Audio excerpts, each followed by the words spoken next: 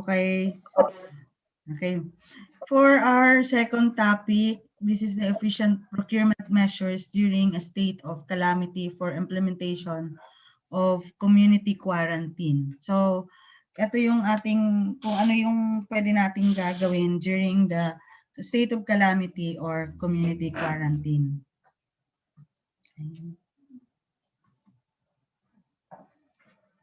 Wala.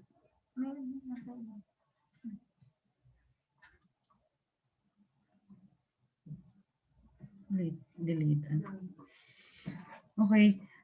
For our legal basis, the GPPB issued a resolution number 09/2020 dated May 7, 2020 and took effect on May 15, 2020. This resolution provide guidance and procedures in the efficient conduct of all procurement activities regardless of the procurement modality during a nationally or locally declared state of calamity. So arising from a natural or human-induced hazard that may cause loss of life, injury, other health effects or impacts, property damage, loss of livelihood and services, social economic disruption, or environmental damage or implementation of community quarantine or similar restrictions where movement of people and mass public and private transportation are limited. So, itong purpose for the GPPB resolution, this is not only applicable for COVID, yung ngayon, pandemic, but it would also cover calamity of national or local state as well. So, hindi lang siya naka-exclusive dito for the COVID or yung pandemic natin ngayon. For example, itong environmental damage natin, pwede nating a best example dito is the Boracay implementation. So, then another example for the community quarantine, what we are experiencing now, meron tayong ECQ, meron tayong GCQ, and meron tayong mga MGCQ. So, hindi siya in-issue, the GBPB did not issue this resolution for the purpose of COVID only. Pwede siyang applicable siya sa lahat ng calamity. This is not for the issuance ng ng purpose ng pandemic lang talaga. So, in the future, applicable pa rin itong resolution na ito.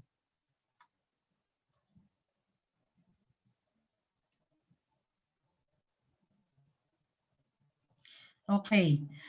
Ano po ba yung mga measures nating gagawin for this pandemic or during the state of calamity? What are the measures for efficient conduct of procurement activities regardless of the procurement modality? Bumalik. Number 1, assessment and review of 2020 procurement projects. Dito, yung procuring entity shall assess and review all of their planned and ongoing procurement for the fiscal year 2020 and identify which shall be discontinued or terminated pursuant to the DBM NBC 580. Ito kasing DBM NBC National Budget Circular 580. This is the adoption of economy measures in the government due to the emergency health situation dated April 2022 ito, in-issue ng DBM. So ito yung, nandito po yung kung ano yung pwede mong ibawas, ano yung tatangan, di ba, other agencies, mga tinanggalan ng, di ba, meron tayong binalik sa DBM or hindi na nirelease ng DBM. May tinanggal, pero meron namang may tinanggal, may dinagdagan. So nandito po yun. Ito yung adoption of economy measures natin. Another one is that the procuring entities shall review the existing project requirements for the procurement projects that will be pursued to ensure that the same cover only what they need and can actually implement within a year. So, first, the procuring entity will not only assess and review their plan and ongoing procurement because of the NBC. Kasi hindi lang yung pwedeng maging NBC lang yung magiging basis natin dito. But also, if there are similar issuances in the future, pwede rin natin itong gamitin na ito. So anong ibig sabihin ng review and assess? The procuring entity will review or assess whether or not there is a need to revise their procurement project. So kung once nag-revise ka ng procurement project mo, revise ka lahat. Revise ka ng PPMP mo, revise ka ng APP mo. Second, there are items, for example, in DBM NBC 580, there are items in your procurement project na tinanggal totally. Meron din mga binawasan lang, binawasan ng pondo. Of course, pag binawasan ka, maiba na maiba na yung project mo, maiba na yung implementation mo. Third, because of the objective of NBC 580, which is to gather fund for COVID-related response, baka we need to revisit our plan kasi baka we cannot effectively implement the project.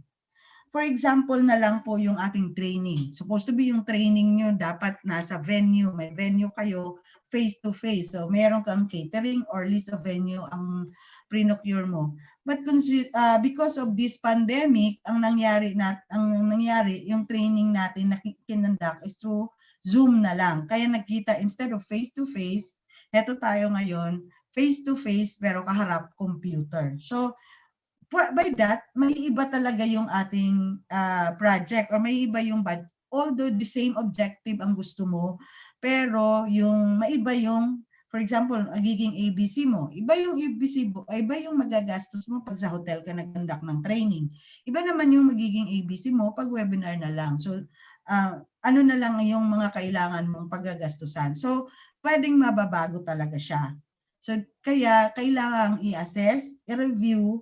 So, once na-assess nyo na kailangan may babaguhin, so babaguhin lahat. So, babaguhin PPMP, babaguhin ang APP.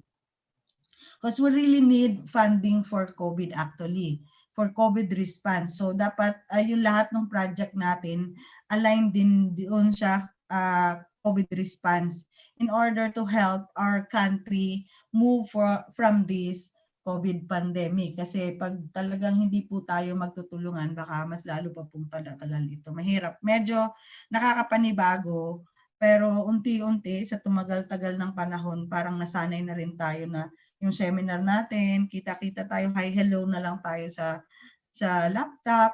So, iba na yung kaharap natin. Instead na taong kaharap natin, laptop na lang. So, another one is maximizing existing government procurement rules.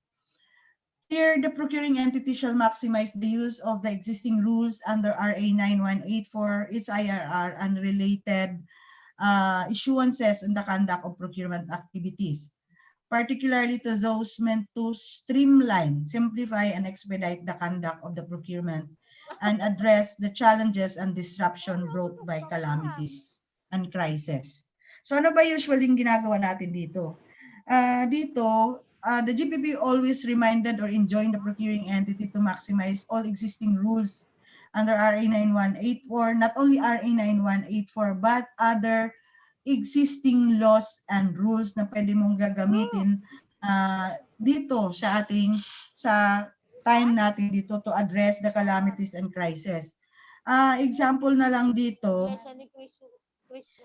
pag sinabi nating existing laws or pag sinabi nating i-enjoin or i-maximize, ano ba ang ibig sabihin nun? What does this mean? Meaning the procuring entity should, or what is allowed by the procuring entity should maximize what is allowed by law and other rules. Yun yung titingnan ng ating procuring entity in order to streamline, simplify, and expedite the conduct of the procurement process. So, we need to innovate. Kailangan nating mag-innovate para ma-resolve po natin yung ating mga backlogs in the procurement activities caused by the quarantine. So ilang buwan po ba tayong hindi pumapasok? Ilang buwan po ba tayong skeletal lang? Ilan lang yung pumapasok? While allowed ang work from home. Pero iba talaga yung ating nagagawa pag nasa office tayo. Okay. Next, ano po ba yung mga measures na pwede nating gagawin or anong innovations? The use of video conferencing, webcasting, and similar technology in the conduct of any of the meetings and determination of quorum by the BAC. So ngayon ginagawa na natin yan. Kaysa naman antayin pa natin kung kailan matatapos itong calamity bago tayo mag-bidding. So pwede nating gamitin. Ginagamit kaya ito, meron na tayong Zoom.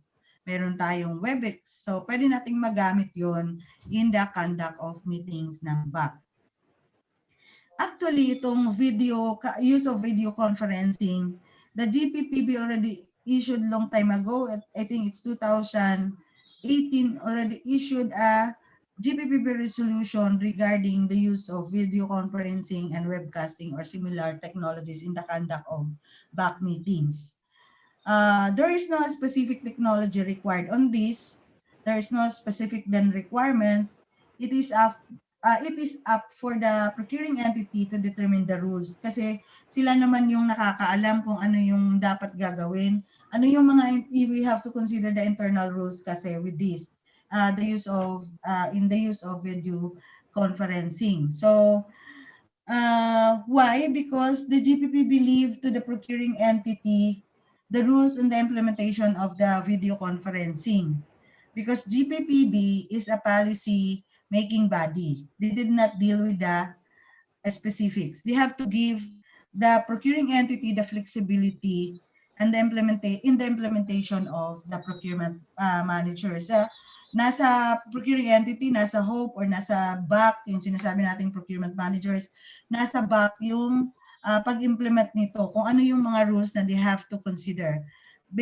Because meron tayong there are other agencies na meron silang mga internal rules or protocols na ipa-follow for this. Example na lang yung Bangko Sentral. They have security protocols in the use of video conferencing in their meeting. Another one is the use of digital signatures in the procurement-related documents. Ito namang use of digital signatures, meron na ring GPPB resolution na inisyo dito for the use of digital signature. Accordingly, the ICT now allows the online registration for the digital signature. Before kasi kailangan face-to-face talaga. Ikaw talaga pumunta doon para magpa-register. But now, since ongoing yung pandemic natin, DICT allows na online application para mas mabilis yung ating, kasi kung katulad ngayon, naka-work from home pa yung iba, medyo mahihirapan po tayo kung paano natin papirmahan yung ating mga resolution. So, next is submission of procurement documents through email or facsimile. So submission of procurement-related documents except for submission and receipt of bids through electronic mail or facsimile shall be allowed subject to the submission of the printed copies as soon as practicable as determined by the BAC. So depende pa rin ito, yung rules natin dito, depende pa rin sa ating BAC. Use of other forms of digital electronic signature in all procurement-related documents shall likewise be allowed. So, ibig sabihin, hindi lang yung sinabi ko kaninang use of digital signature na registered in the ICT. You can use other forms of digital signature or electronic signature in procurement-related documents. The use of other forms of digital electronic signature, this resolution allows other forms. This was allowed in resolution number 9, provided that the procuring entity makes sure that they can ensure the security, authenticity, and the integrity of the documents bearing this digital signature. Kasi pag hindi nila mas secure ito, maaaring gagamitin ito sa other, pwedeng hindi document related. Hello? Hindi ako tumatawa. Ma'am Orkin, pa-mute lang po. Nakamute ako. Paki-mute nga. Sorry, ma'am. Okay po. Ayan na po. Pasensya na po, ma'am. Okay na lang, po, ma'am. Normal po yun, ma'am.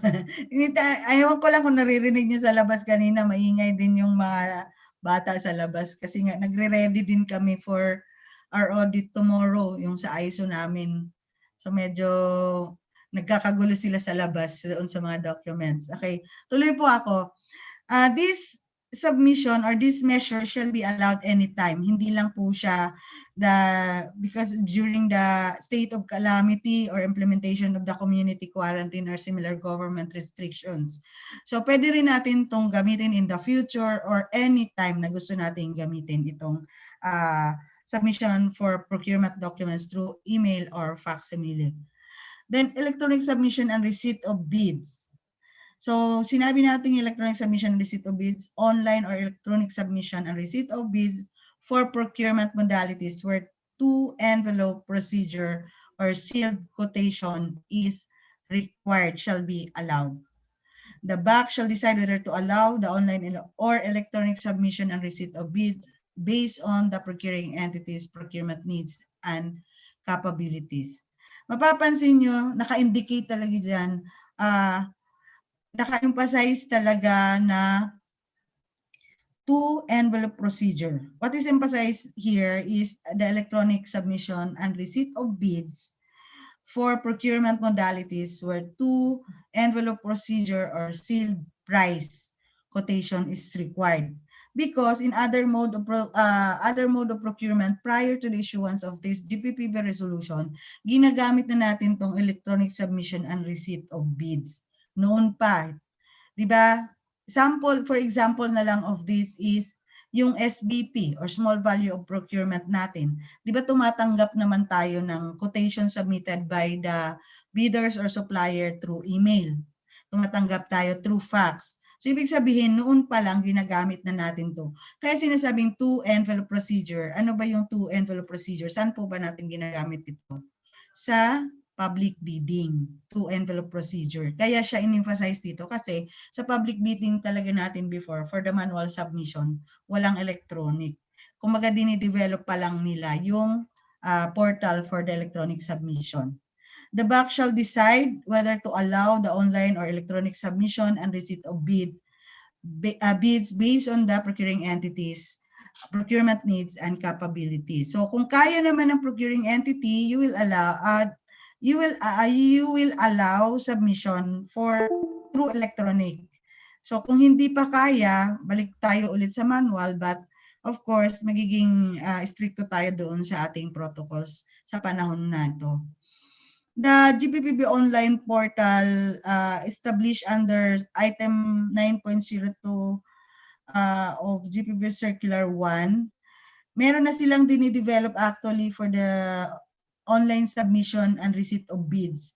So kasama po ako doon sa nung nag-trial po kami, binigay sa amin for comment. Ginagawa pa lang talaga actually portal. Then pina-comment, may mga selected trainers na in-invite sila para mai-present nila ito, tapos makabigay kami ng comment for the implementation. So, ongoing pa lang yung GPPB online portal. I think maglalabas po sila ng circular or resolution on this once it is operational. So, ang based dun sa aming nakita, yung GPPB online portal, sinisecure naman nila or ini-ensure naman nila yung security, integrity. Kaya po medyo natatagalan siya. And of course, the confidentiality of the bid submitted. Tapos mag-generate din siya pag halimbawa nag-run through kasi kami dito. Halimbawa nagsasubmit ka ng bid mo, meron siyang audit trail na pwede mo siyang i-print. So para makita yung transaction na ito yung date and time na nag-submit ka. So may mga ganong feature yung i-implement ng GPPB. But for now, I think it's not yet operational. It's for the approval of the board. At of course, kailangan muna nilang tapusin yung kanilang portal bago i-present sa board. Another is measures is through any electronic means available.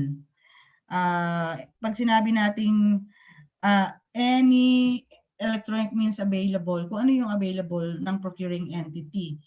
Its submission may be done through electronic means available to the procuring entities, provided meron ka dapat na mga itong 1, 2, 3. Ito yung mga requirements that the bidder must comply. Yung use of two-factor security procedure consisting of an archive format compression and password protection to ensure the security, integrity, and confidentiality of the bid submitted. Actually, pag titingnan lang talaga natin to at basahin, hindi rin natin siya maintindihan. Kahit ako, hindi ko siya maintindihan. It's IT term, mga IT term to eh.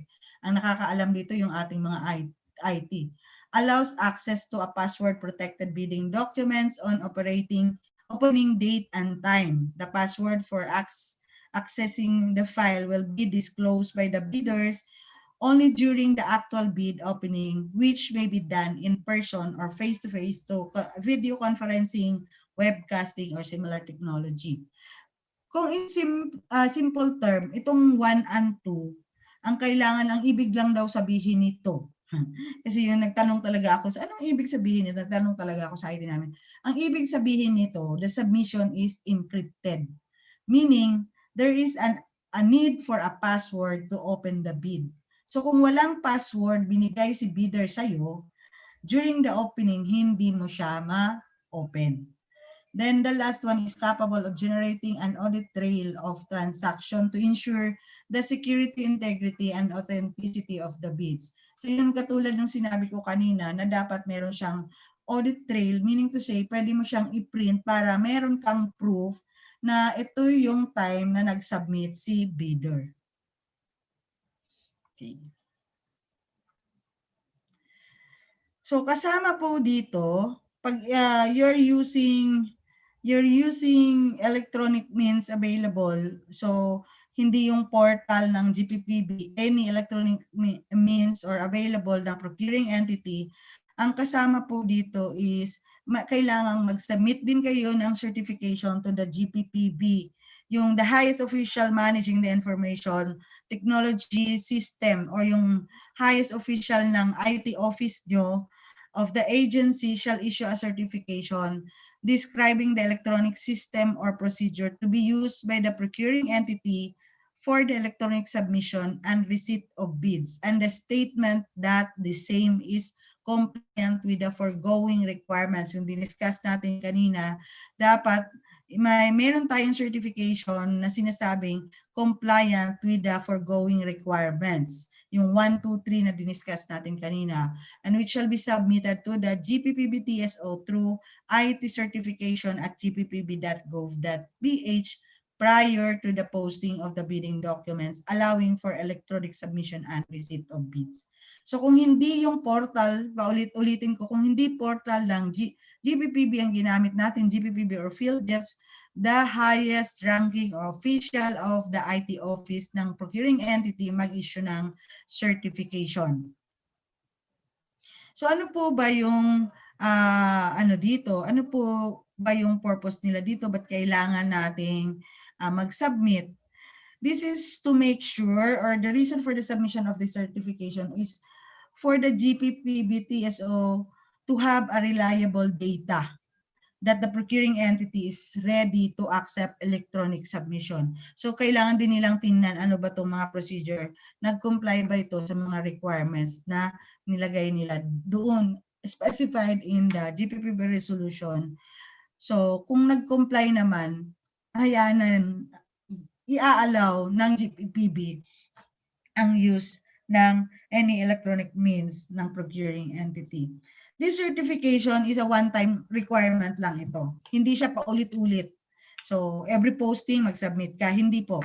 It's a one-time requirement but can be updated pag may binago kayo doon sa, halimbawa mayroon kayong binago sa inyong rules for the submission of electronic bid and receipt of bids. So pwede nyo i-update. Mag-submit kayo ng updated certification to GPPB.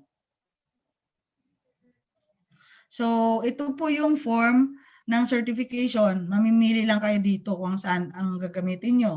Yung number 1, makikita din ito sa website ng GBPB. Kung number 1 ang yung rules na ginamit nyo, tanggalin nyo yung number 2. Kung number 2 naman, tanggalin nyo yung number 1, which is which na gagamitin nyo yung certification. So, isang beses lang tayo magsasubmit sa GPPB. Procedure and additional guidelines. Under Resolution 09-2020, number 1, the invitation to bid, including the bidding documents, shall clearly state whether the procuring entity shall allow the submission and receipt of bids through electronic means. So kailangan po natin i-indicate doon sa bidding documents natin kung i-allow natin yung electronic submission. For example, nilagay natin doon na i-allow natin yung electronic submission. So kailangan din natin ilagay doon kung paano sila mag-submit. Okay. Number 2, bidders shall submit their bid through any of the above mentioned online or electronic facilities at any time before the closing date and time specified in the bidding documents. Same with the manual. Dapat ang submission ng bid natin, ang submission natin ng mga documents, eligibility and yung ating proposal must be before the closing date. Upon receipt of the first, number 3, upon receipt of the first and second envelopes, procuring entity shall generate a bid receipt page for the official time of submission, which can be saved or printed by the bidder. So dapat may facility yung ginamit mo na can generate a bid receipt page for the official time of submission. Kasi ito lang yung magiging proof mo na nag-submit sila on time. Another is, as with manual submission, bidders may modify or withdraw their bid. So, the same lang din. Pwede nilang i-withdraw or anytime. At any time before the deadline for the submission and receipt of bids. Where a bidder modifies its bid, it shall not be allowed to retrieve the original. Diba the same din yung sa manual submission? Hindi ka rin allowed to withdraw yung original bid mo and shall only be allowed to submit another.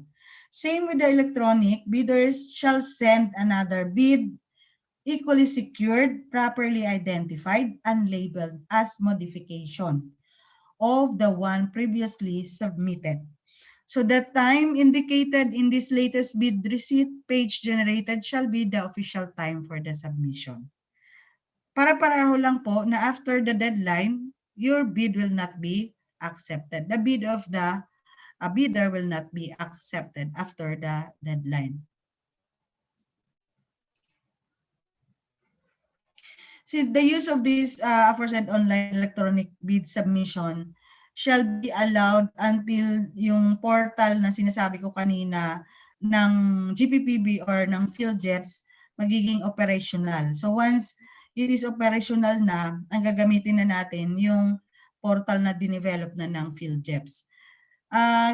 Possible scenario, for example, the submitted bid of the bidder cannot be opened.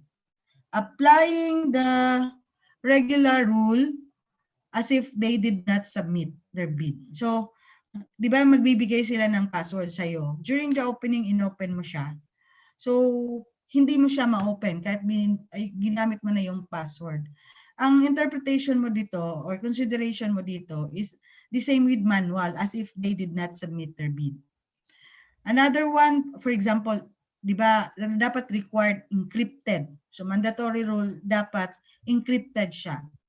So, nag-submit si bidder non-encrypted. Ano po ba yung magiging consideration natin dito? Dapat ang magiging consideration natin applying the manual, yung manual submission, adapt the rules of unsealed envelope. Here, you can ask the bidder kung tatanggapin nila yung open bid and bid, yung open ang bid nila.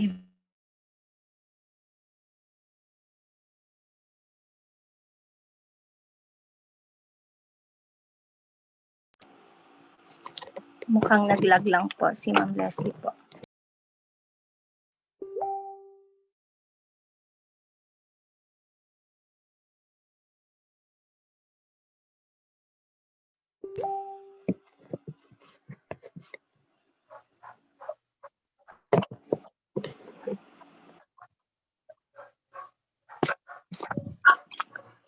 Ma'am Leslie. Ma'am.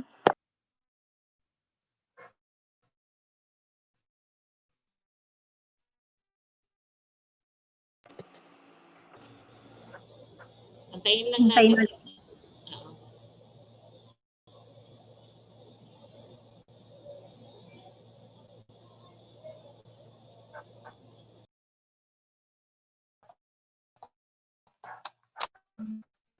Ma'am Telma, good morning.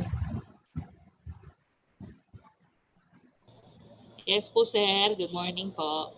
Tama po ba yung unawa ko, ma'am, na kung kahapon ay nag-register tayo doon sa GPPB, yun na rin yung attendance natin. May another attendance tayo ngayon, gumawa po kami kasi hindi na tayo makakapag-register ulit doon po. Pero yung Kaya gumawa attendance po kami today ng attendance.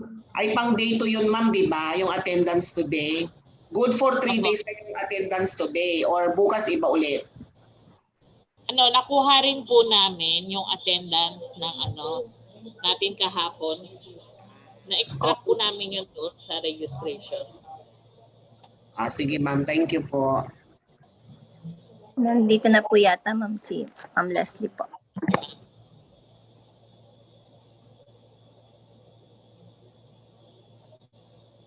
Sir Sorry, Edwin, nawala, biglang nawala. Wala po, ma'am. Nawala Okay na lang naman po, yung connection namin. Sorry talaga. Nagluloko na tong connection namin. Pinuputulan na ata kami ng PLDT. Maraming nagloloko ngayon na connection, pati Converge, pati Globe. O nga, dalawa na nga yung connection namin, ma'am. Meron kaming Converge, meron pa kami yung ating wifi, PLDT.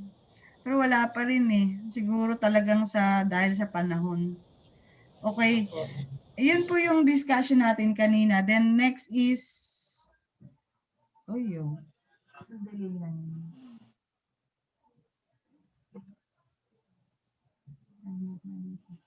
another is yung i-discuss natin under GPPB Resolution 09 is the alternative methods o yung alternative documentary requirements. For these alternative documentary requirements, inallow po ito ng GPPB under Resolution 9-2020 in consideration of the limited access to financial institution. So dahil doon sa pandemic, nahihirapan tayong kumuha ng ating mga other requirements. So the procuring entity shall accept identified alternate documentary requirements for the procurement activities during a state of calamity or implementation of the community quarantine or similar restriction declared. But the BAC shall declare or validate the existence of the state of calamity. Hindi lang yung porket na merong existing na calamity, dire-diretso na po yung ating mga alternative documentary, pag-accept ng alternative documentary requirements. What are those documentary requirements? Ay, ulitin ko lang bago ko i-discuss itong mga documentary requirements. Baka malito po tayo. This is applicable depending on the mode of procurement we are going to use. So, although alternative siya, like for example, itong number 1, unauthorized bid securing declaration. So, saang mode of procurement po ba natin nire-require? So, doon lang din natin siya i-require. Pag hindi naman, like for example, hindi natin siya allowed, hindi natin siya require sa shopping, so wag din natin siyang i-require. Depende sa mode of procurement na gamit natin. Then, number 2 is the expired business mayor's permit with official receipt of renewal application subject to the submission of business or mayor's permit after award of the contract but before payment. Dati naman, before the pandemic, inalaw naman natin, before the issuance of GPPB Resolution 09-2020, inalaw naman natin tong acceptance ng expired mayor's permit, pero usually first quarter. Pero dapat, ang kaibahan lang doon, dapat mag-submit sila before award. But here, alternative documentary requirements, we are allowed to accept that before payment, dapat makasubmit na sila ng mayor's permit or business permit. Alis na ba kayo? Ano gagawin ko dyan ulit mamaya? Wait lang. Wait lang po, mama. Lalayas na pala tong isa. Baka Pagbuilin ko na lang yung kaibigan.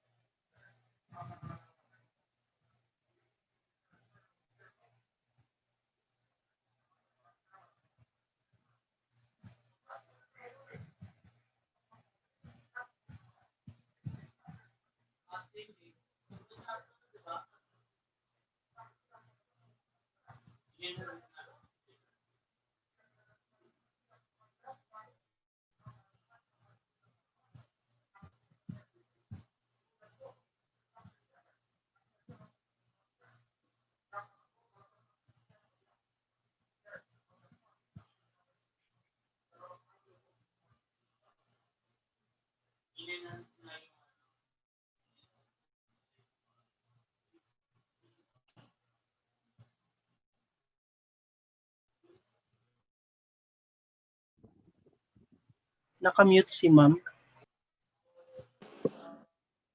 Nakaano din po. May inaayos po yata, sir.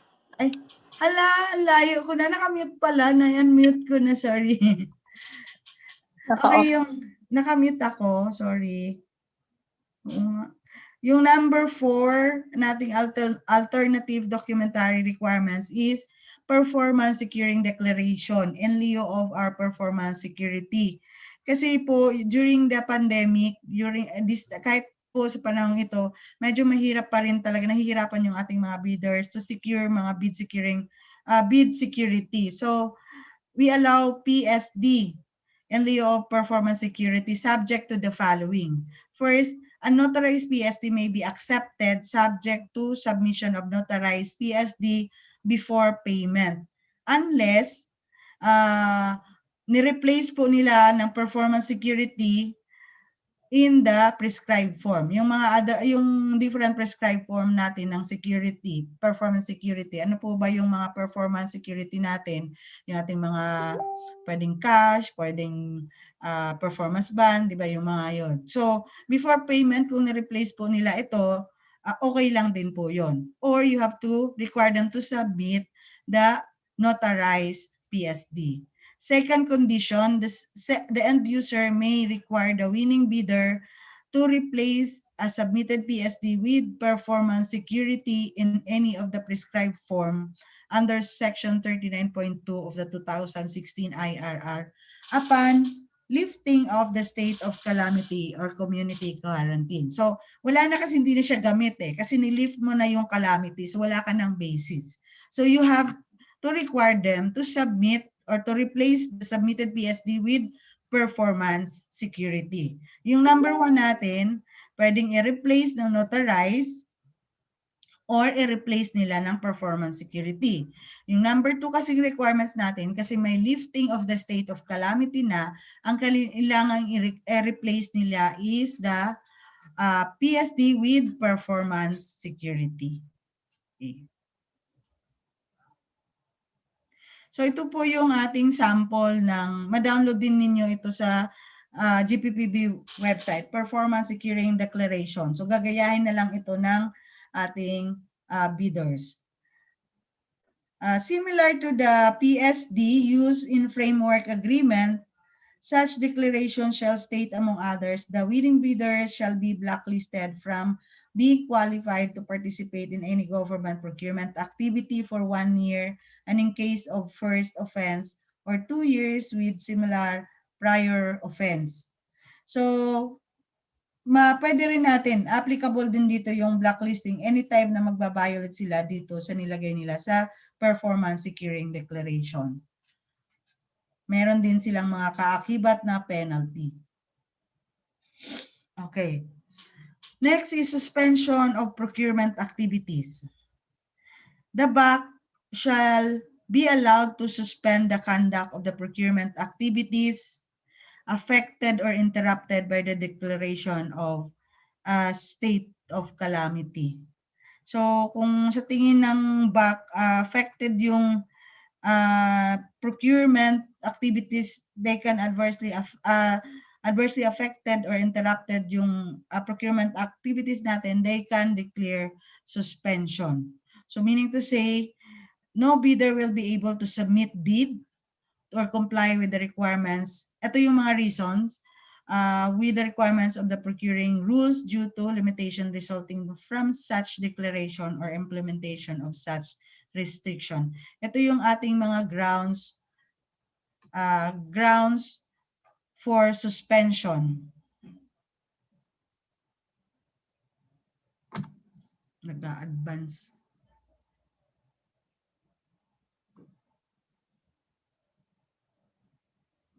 Another is the conduct of procurement activities cannot be undertaken without endangering the health and welfare of a personnel despite the work from home or other alternative work arrangement.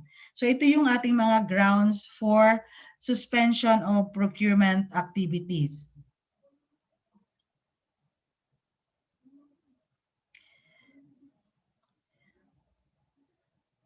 In case of suspension, the BAC shall notify the prospective bidders. So once nag-declare ka ng suspension, once the BAC declares for suspension, we have to notify the prospective bidders and post a notice in the procuring entity website. Is a mandatory requirement na kailangan nating gawin, which shall include the following information. Number 1, ilalagay natin doon that the suspension of the conduct of procurement activities for a specific procurement project. So, ibig sabihin naka-indicate doon yung iyong title ng iyong procurement project. Another is its estimated date for resumption. Ilagay mo rin yun sa notice, yung estimated date of resumption. So, meron kang temporary date for the resumption. Although, hindi pa naman siya talaga, kaya nakalagay dyan, estimated date for resumption. All the implication of such suspension which shall include but not limited to be fixed price. Parang EPA lang din ito. Kahit nag-suspend ka, yung price is still fixed. Kung ano yung bid or ano yung ABC mo, yun pa rin. Kung nag-submit na ng bid before mo sinuspend, yun pa rin yung bid offer nila. Extension of the bid validity and security, validity of the eligibility requirements prior to the award of contract and conditions of award and revised date of delivery. So, dapat naka-indicate po lahat yan sa notice.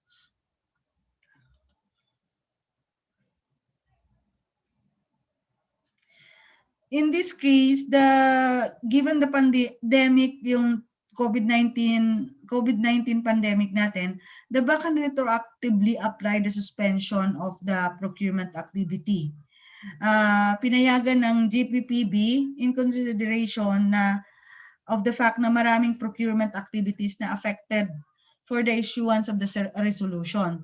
That's why they allow retroactive suspension or retroactive application on this para yung mga affected na nung una prior to the resolution, pwede na nilang gawin po ito. So, why is it suspension is important? Bakit ba kailangan nating mag-suspend? Because of the mandatory period of the procurement process provided in RA 9184. So, kung hindi ka mag-suspend, tuloy-tuloy yung running ng period mo. So, matatapos yung period mo na wala kang nagawa. So, the BAC can retroactively suspend as long as the BAC can prove the conditions is already present before the suspension. So, yun lang yung kailangang i-prove ng BAC kung bakit ni-retroactively suspend niya. Meaning, adversely affected na ang procurement activities before the declaration of the state of calamity.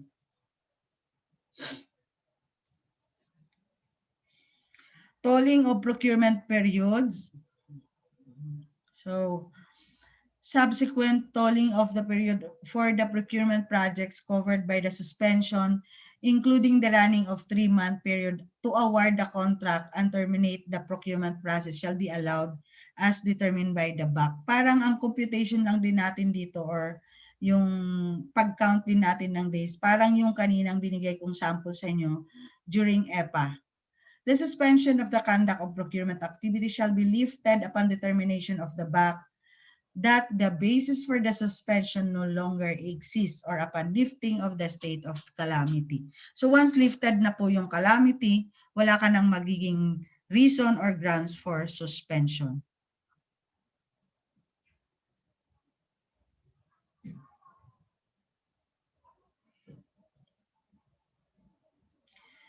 So in tolling of the procurement periods, meron pa rin tayong the BAC will also notify all affected bidders. The same din dun kanina sa suspension. We will notify all affected bidders of the lifting of the suspension and post the notice to the procuring entity website. So the period of the conduct of the procuring activity shall run again from upon posting of the notice of resumption. So automatic yun, tatakbo ulit yung procurement, yung counting ng days of your procurement activities. So lahat ng mga affected bidders, kailangan mong i-inform. Ino-notify po natin sila lahat na the procuring entity or the procurement of the procuring entity na na-suspend ay magre-resume na. At the same time, magpo-post po tayo sa ating procuring entity website. The period of action on procurement activity shall not commence anew but rather grants the procuring entity the balance of the remaining period available. Katulad dun sa computation kanina nung ating EPA, kung ano lang yung natira from the suspension, yun na lang po yung remaining natin. The same. Dito nga maaga-agay. So bid opening May 12. Tapos yung opening and ongoing post qualification 28. So from 12 to 28 may 16 days ka. Nag-told ka na or nag-suspend ka on 29. Nag-issue ka ng notice of suspension on 29. June 29. On June 30, nag-issue ka ng notice of resumption. So from May 29 to September 30, at 12 rather, you have 74 days. So, since nag-issue ka ng resumption, notice of resumption on 30, ito na lang yung remaining, ito na lang yung remaining days mo from June 30 to September 12 to maximize the period to complete the 3-month procurement process. So, you have remaining 74 days. Hindi mo na isama yung 16 days from yung prior to suspension.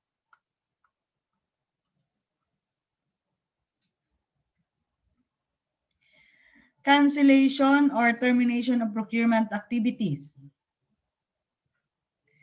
Dito sa cancellation, without prejudice to Section 35.1 of the 2016 IRR of RA 9184, the BAC upon consultation with end user unit shall be allowed to cancel or terminate the conduct of procurement activities for any of the justifiable reason. So, for example, yung reason natin or grounds natin, number 1, physical and economic conditions have significantly changed so as to render the project no longer economically, physically, financially, or technically feasible. Ang example dito, itong training natin. For example, yung training. Instead na face-to-face, kasi hindi na siya feasible dahil bawal sa IATF na mag face-to-face training tayo, mag-procure tayo ng mag-list of venue tayo. So ito tayo sa webinar. So nagbago siya. So pwede nating, kung may ongoing na tayong procurement, pwede natin i-cancel o i-terminate yung ating procurement process. The project is no longer necessary as determined by the end user. Of course, si end user talaga ang nakakaalam dito kasi siya naman talaga yung may project nito. So, dapat bago ang cancellation or termination, the BAC must consult the end user. Another is the source of funds for the project has been withheld or reduced through no fault of the procuring entity. So balik tayo doon sa NBC 580. Kung itong pondo na to kasama doon sa NBC 580 na reduce siya, so wala ka ng pambayad, you can terminate the procurement process. And last is brought about by the declaration of state of calamity or implementation of community quarantine or similar restrictions. So ito yung mga grounds when can we terminate the procurement activities. The cancellation or termination or authorized herein shall be allowed at any time, not just during the calamity or implementation of the community quarantine or similar government restrictions. So, pwede natin siyang gamitin, hindi lang during calamity. Okay? Yan po yung end natin for the procurement measures during pandemic or during state of calamity. Yung ano naman po, yung sa ano naman po, yung ating simplified posting, bilis lang po yun kasi na-discuss na natin siya kanina.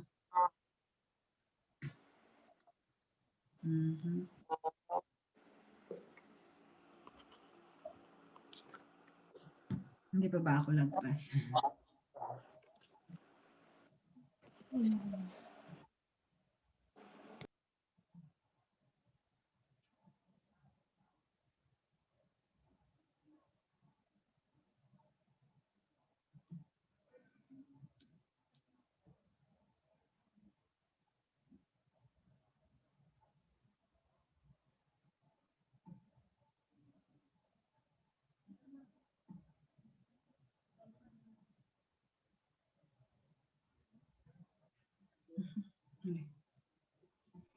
Wait lang. Wala na yung...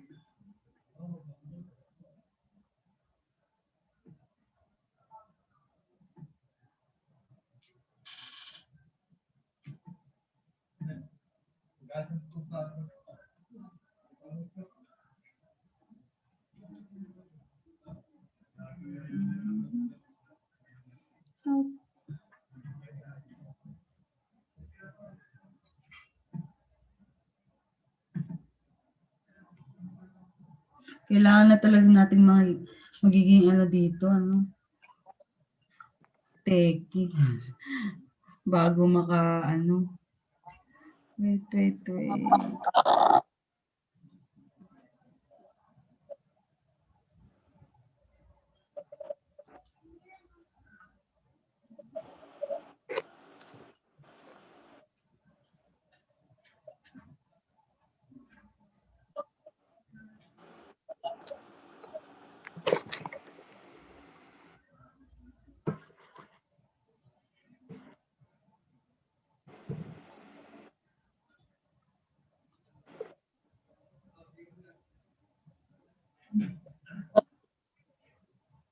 Simplified posting.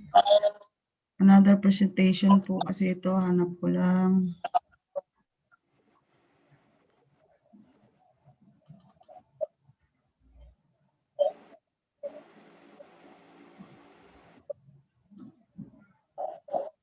Okay. Kita na po ba sa screen nyo yung simplified posting po natin? Wala pa po ma'am, yung posting of procurement reports pa lang po. Ay, ayan. Okay. Ay, yun na po yun, ma'am. Yung post, yun ang second slide. Yung second slide po. Okay na po. Okay na po siya, ma'am. Kita na po. Opo. Nag-lunch na kasi yung staff ko. Okay. Ito mabilis lang po siya kasi ano naman ito, na-discuss naman natin itong simplified posting. Dito naman po dinidiscuss lang po sa ditong topic na to kung kailan tayo magpo-post, ano yung mga extension na binigay nila.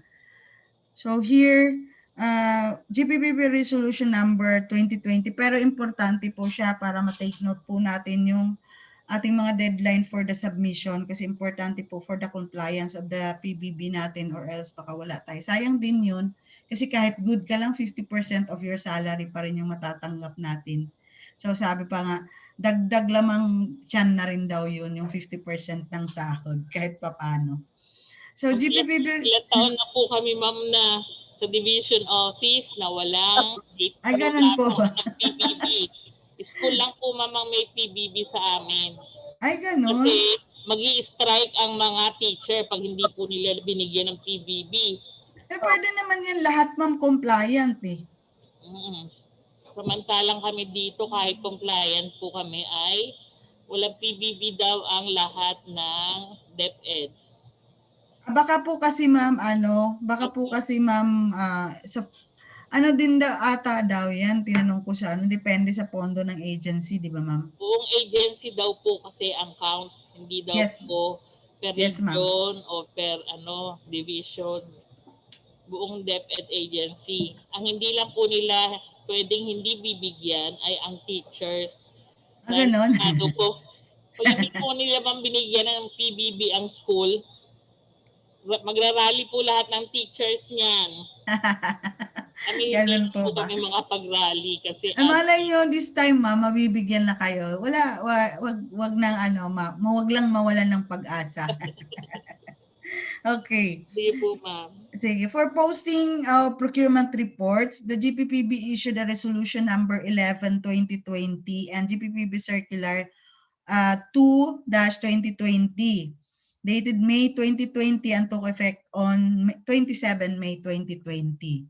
This resolution provides for the guidelines on the posting of electronic submission of the annual procurement plan and the procurement monitoring reports and the APCPI result to the GPPB. So, ito yung ating mga kailangang makita na mga reports na submitted to GPPB. So, ibig sabihin yung tatlong report na yan, yun yung mga importanteng report na masubmit sa GPPB. All procuring entity shall post their respective APP and PMRs duly approved by the HOPE in the designated section of their agency. Yun yung sinasabi ko kaninang transparency seal doon sa website ng procuring entity. So kung wala po tayong website, merong mga remote areas na wala pong website, pwede po sa any conspicuous place reserved for the purpose within the procuring entity. Then, the GPPB shall no longer post the said procurement reports in their website. So, nabanggit ko na rin po siya kanina na hindi siya kailangang i-post na sa GPPB website yung ating mga report. Okay. Also, the GPPB issued a resolution number 4/2020 approving the extension of deadline for the submission of the 2019 APCPI indicators or result from March 31 to June 30 to the Government Procurement Policy Board. So, di ba yung regular na submission natin is March 31. Meron pong inisyo ang GPPB na pwede extending the submission on June 30, 2020. So nag-extend sila. So dapat nakakomply na rin tayo dito kasi tapos na. The GPPB Resolution 11 provides guidelines on posting and electronic submission of annual procurement plan, monitoring report, and APCPI results to the GPPB.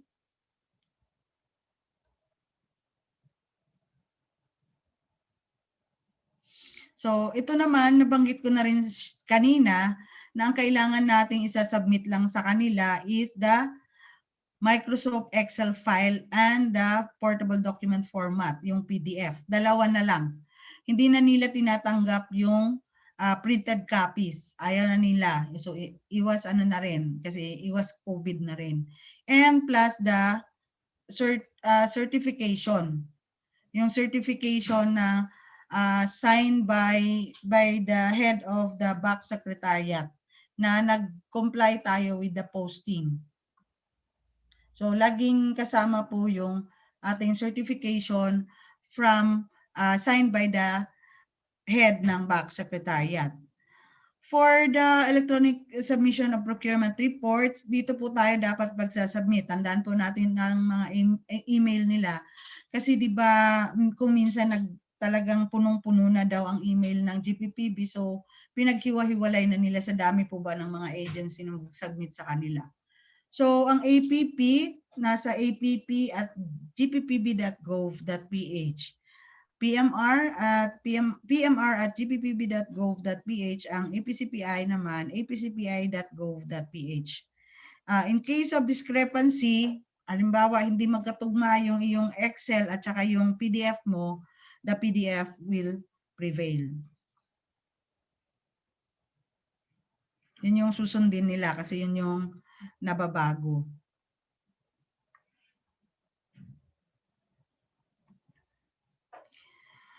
For the procurement report shall comply with the GPPB prescribed forms posted and downloadable from this link. So, bibigyan ko na lang po kayo ng copy ng ating training kasi medyo pag binasa ko haba o baka magkamali pa ako ng isang tuldok dyan, magkamali pa yung submission ninyo. So, nandito yung ating, kung saan tayo pwedeng mag-download ng ating mga forms. Dapat doon talaga tayo sa GPPB mag-download ng forms para tama po yung ating form na sinubmit sa kanila. And then, nasabi ko na rin kanina na dapat mayroong certification from the signed by the head ng secretariat regarding that we are compliant with the posting requirements. And reminder on APP electronic submission, the APP shall be approved based on the approved budget of the agency. So na-discuss na rin natin ito kanina sa procurement planning. Submission of indicative APPs are not considered as compliance. Tama naman po yun. Although nag-submit ka nga, pero kailangan pa rin i-check ng GPPB. The GPPB TSO shall not accept any submission of the indicative APP as the same as required only to be posted in the transparency seal of the procuring entity's website. Hindi tayo ni-require to submit the indicative APP. Hindi natin kailangan i-submit sa GPPB. Ang kailangan nating i-submit sa GPPB yung ating APP na. Required lang tayo na mag-post sa ating website. Hindi natin kailangan i-submit sa kanila.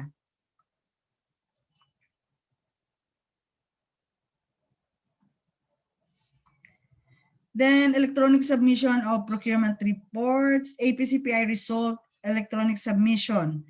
For our submission in APCPI, dapat kasama po itong 4 na form. Tanda natin kung mga secretariat, take note of this. Kailangan nating i-submit together with this self-assessment form, consolidated procurement report, APCPI questionnaire, yun, sasagutin natin yan, and action plan. Pag isa po dyan, hindi kasama doon sa ating sinubmit, ibig sabihin hindi po tayo compliant or kulang po yung ating submission. And then, for the deadline for submission, na-discuss ko na rin ito kanina. For submission, ito yung regular submission po ito. So January 31 for the APP, yung updated natin for semester July and updated second semester January. For PMR for semester July, second semester January. APCPI annual March 31. Kaso nga in-extend po ng GPPB. Pero for the deadline of submission, ito talaga yung ating regular submission. Okay. Sorry.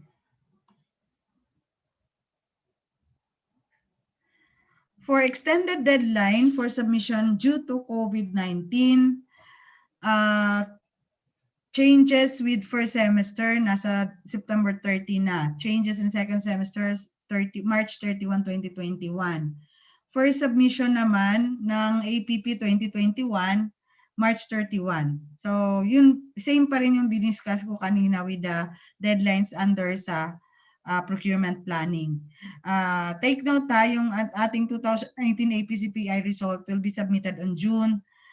Nahiwalay kasing reso nito, June 30, 2020.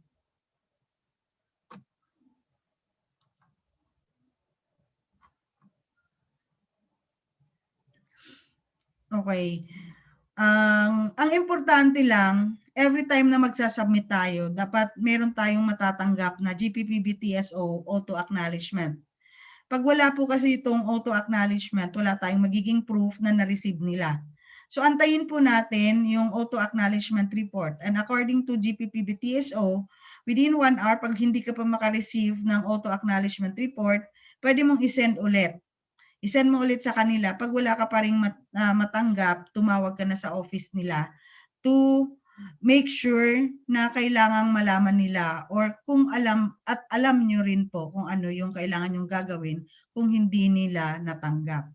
Baka naman pwedeng na traffic lang pero 1 hour or more than 1 hour na hindi pa po kayo nakatanggap ng auto acknowledgement, medyo masyado nang matagal po yun. Baka may diferensya na talaga yung pinagpadalhan natin. Compliance with the PBB requirements, the submission of the approved APP and initial APCPI result to the GPPB are among the requirements for the eligibility for the grant of PBB. So the procuring entity shall be responsible for ensuring the correctness, completeness, and timeliness of their submission to be determined compliant and eligible for the grant of PBB. Submit lang tayo, kailangan din nating make sure na complete siya, correct siya, at saka on time po tayo nag-submit. Ulitin ko, lagi tayong merong auto-generated acknowledgement. So para hindi po mawala, baka makurap yung ating email, pag naka-receive po tayo ng auto-generated acknowledgement, i-print po natin. Pwede naman siyang i-print. Tapos i-file nyo doon sa filing nyo with the APP or PMR ba yan or APCPI ba yan para meron tayong report or proof na nag-submit po tayo. Then list of complying agencies. The GPPB TSO shall post the list of complying procuring entities or those which have submitted their APPs, PMRs, and APCPI result on the GPPB website. So pwede nating ma-check, ma-double check natin ito kung nandun na ba yung agency natin, nandun na ba tayo, nag-comply na ba tayo, baka po wala pa pala yung pangalan natin doon. Okay? So yan lang naman po yung mga importante for the posting, simplified posting, yun lang po yung bago natin. So lagi lang nating tingnan yung GPPB Resolution 11 or lagi lang tayong tumingin sa GPPB website para po updated tayo. Okay, thank you. Okay, thank you very much, ma'am, once again, for imparting your knowledge and sharing your expertise po. Salamat, ma'am. Welcome and now, po. let us have our talk in our room. Ma'am Gabay na and Ma'am Ria Dicky po. Meron po ba tayong questions po? Yes po. We have 2 questions from our chat box. The first one is from Sir Joselito Tuplano po. Ito po ang question niya. May modification po ba sa 2016 IRR procurement procedures kasalukuyan na mayroon tayong RA 11494 which is the Bayanihan to Recover as One Act. Sir, yung actually yung Bayanihan to Heal as One, it's not part of RA 9184. Yung ating procedures and rules under RA 9184 is tuloy pa rin po yun. Kung meron man tayong mga binabago, yung mga issuance lang ng yung diniscuss natin ngayon, yung mga GPPB resolutions lang po, yung like for example yung kanina yung ating mga requirements, etc. But ibang procurement po, although emergency din siya, but hindi siya under, ang Bayanihan Act is not under RA 9184.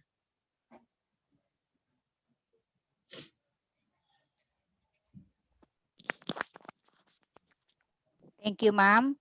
And there is another question from Ma'am Telma Montiel. Pwede po bang ilagay namin sa ITB na ang submit nila ay bid security ay hindi BID securing declaration, instead other forms of BID security? Yung ating bid security kasi ma'am is nakalagay talaga siya sa batas na ito yung mga options. So kung once tinanggal mo yung parang inamend mo yung batas. Kasi yun talaga, ang bid securing declaration is included doon sa option under RA 9184 and its IRR. So my answer is I think no. Kasi parang revision na po yun eh. Actually, madali po siyang gawin. Ito lang, explain ko lang further po doon sa bid securing declaration. Parang madali lang siyang gawin, di ba? Ipapanotarize mo lang, may format na. Pero mayroong issuance ang GPPB dyan na once na hindi po nila makomply dyan, may kaakibat na mas mabigat pang punishment dyan. Aside from the suspension, meron yang actually pag hindi sila makakomply kung anong nakalagay po doon. Thank you po, ma'am. So we have no more questions from our chat box. Any other questions po? Pwede po mag-unmute po. Ma'am, good morning po. Yes, sir. Good morning. Ma'am, regarding sa performance lang po ng mga contractors, ano ma'am? Ma'am, pag may liquidated damages po ba ang contractor, will they be allowed to join in your next project? Or for how many years po ba sila magba-blacklist in your agency? Sir, depende po sa liquidated damages nila. Ay, meron na po ba kayong sir? Nag-lecture Meron na na ma'am. Sir, may nag-lecture na po ba sa inyo regarding procurement of goods and infrastructure project? Baka pagalitan ako ng lecturer niyo, sir. Ganun po. Actually, depende naman po yun, sir. Kasi merong liquidated damages. Meron yung I think up to 10%. So, pwede nyo na siyang i-recommend for the termination of the contract. Iba po din kasi yung blacklisting. Dapat meron po kayong grounds doon. Kung na-blacklist sila, depende sa inyo kung ilang taon yung blacklist. So, yun po yung time na hindi sila makapag-participate. Kung blacklisting kasi, hindi sila pwedeng mag-participate sa lahat ng agencies. Pero kung suspension lang po, suspension with your agency lang. Ilang taon po yung ma'am? If ever, let's say yung previous project na is may liquidated damages. Sir, depende po sa ipapataw ng back at saka ng hold. Kung ilang years. Kasi depende po sa bigat nun at saka yung sa grounds po for the blacklisting and suspension. Leslie, ibig sabihin po ba kami ang magdetermine kung iba-blacklist po sila depende sa kanilang performance po? Yes, ma'am. Kung 31% slippage na po sila. Kayo po, ma'am, sa procuring entity based on the contract. Merong mga grounds for blacklisting or merong grounds for suspension or termination of the contract lang. Depende kasi doon sa binabiolate nila, ma'am. Specific po yung nakalagay ng mga grounds for blacklisting and suspension. Iba din po yung magiging, ang nakita ko kasi doon sa case nyo, kung slippage nila for 25 na, actually 10 nga lang, pwede nyo nang terminate yung contract. So kung meron pang other violations doon sa based on the blacklisting rules, pwede nyo silang i-blacklist. po, ma'am. Thank you po. Meron pa po ba? Ma'am, another ma'am. Good morning po. Hello ma'am. Hello ma'am. Sige, Ma'am Leslie. engineer. Parang hindi naririnig ma'am. Nawala ata si ma'am. Parang frozen lang. Nag-frozen ata. Antayin natin. Yes Baka ma'am, po sige. Nawawala din ako. Ang hina ng Converse. Ano ba yan?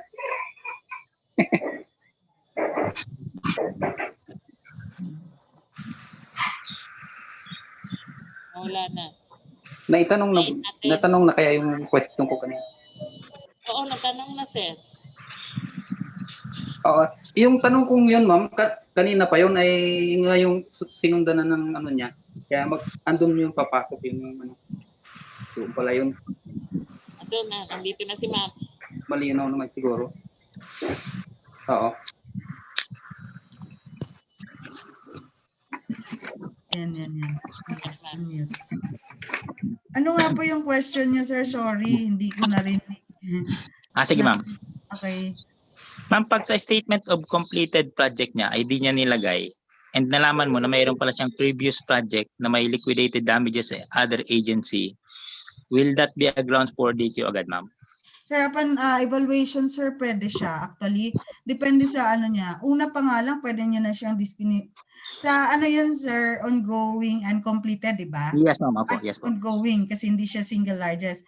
Kung Yes, ma'am. doon pa lang po malalaman niya na hindi niya nilagay, actually, pwede niyo na nga pong dinisqualify during the bidding. Ganun po ba, ma'am? Pero ma'am, another po is, di ba ang grounds po kasi for disqualifications, ma'am, is pag more than 15% automatic dito yun pag may ongoing siyang project. Yes Tapos, po, sir. 2 projects na ongoing niya na more than 10%.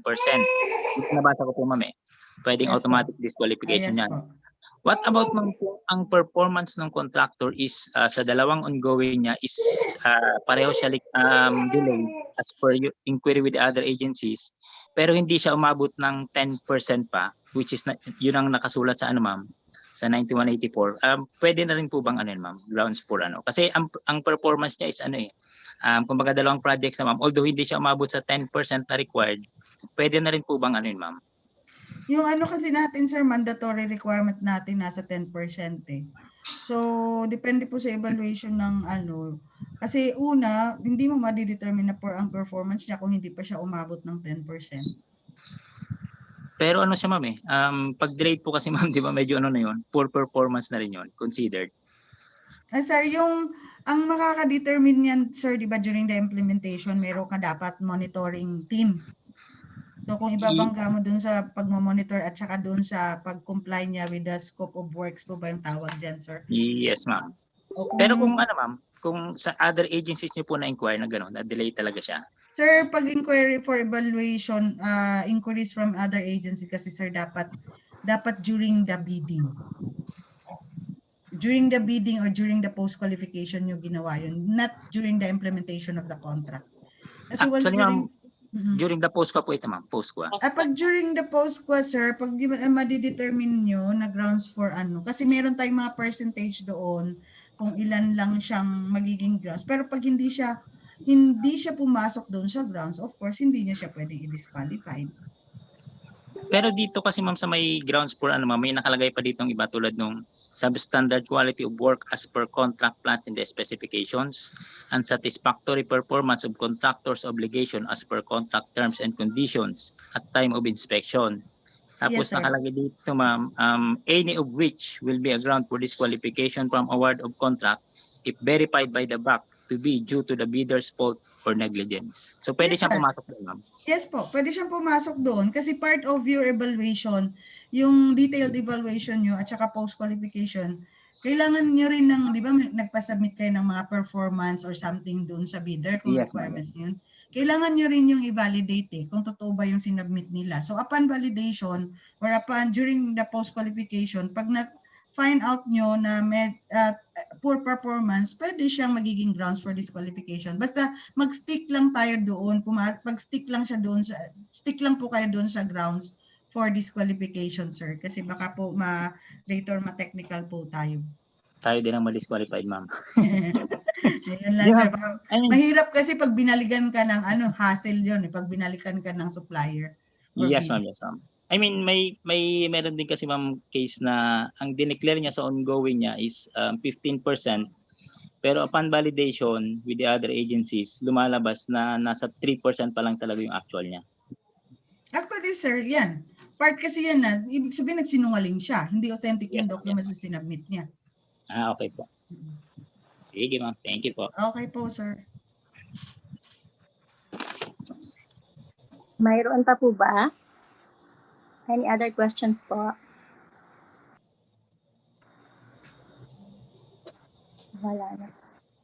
Wala na po yata. Ma'am, we'll have our group picture po. Ma'am Montiel? Apo. Tama po ba, ma'am? Mag-group picture po? Ay, oo. Mag-group picture tayo kasama si Ma'am Leslie. Yes, ma'am. I-open yung inyong mga open po yung mga video nyo. Evaluation din po tayo after this one po. Apo. After po ang group picture po. Same link pa rin po ba? Same link pa rin tayo bukas. Oo. Huwag muna uuwi. Tapusin niyo po muna yung evaluation. Yes po.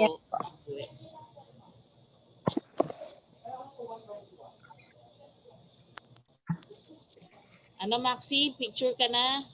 Si Kakay.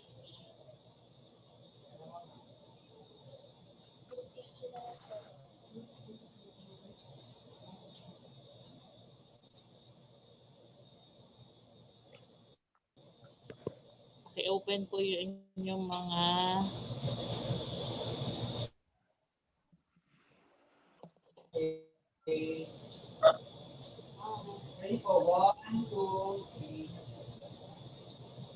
isa pa.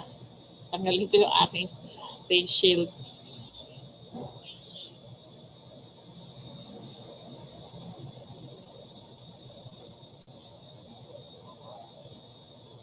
Okay na, Maxi. 1, 2.